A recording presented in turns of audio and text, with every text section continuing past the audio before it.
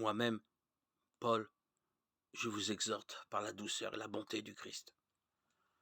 Moi qui me fais si petit quand je suis en face de vous et qui ai tant d'assurance à votre égard quand je ne suis pas là, je demande à ne pas avoir à manifester quand je serai là l'assurance et l'audace dont je prétends bien faire preuve contre ceux qui prétendent que nous avons une conduite purement humaine.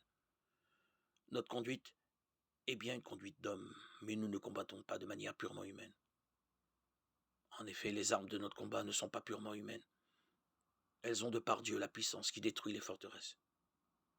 Nous détruisons les raisonnements fallacieux et tout ce qui s'élève de manière hautaine contre la connaissance de Dieu, et nous capturons toute pensée pour la conduire à l'obéissance selon le Christ.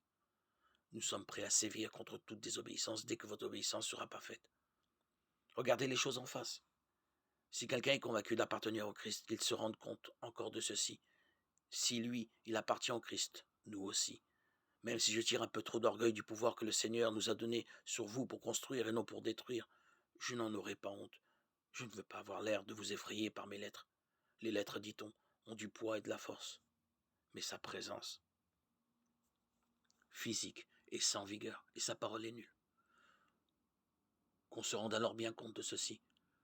Tels nous sommes en parole par nos lettres, quand nous ne sommes pas là, tels nous serons encore en acte, quand nous y serons.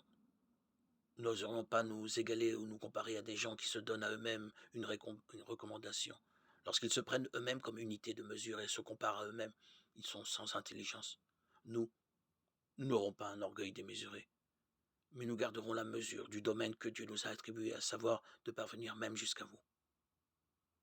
En effet, nous ne dépassons pas nos limites comme si nous n'avions pas à parvenir chez vous, car chez vous nous sommes arrivés les premiers pour annoncer l'évangile du Christ.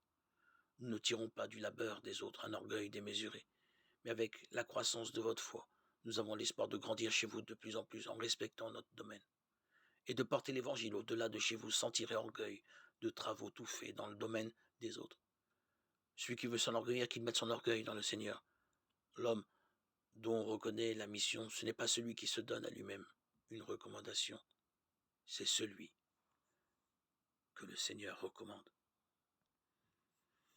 2 Corinthiens 10, 1, 18.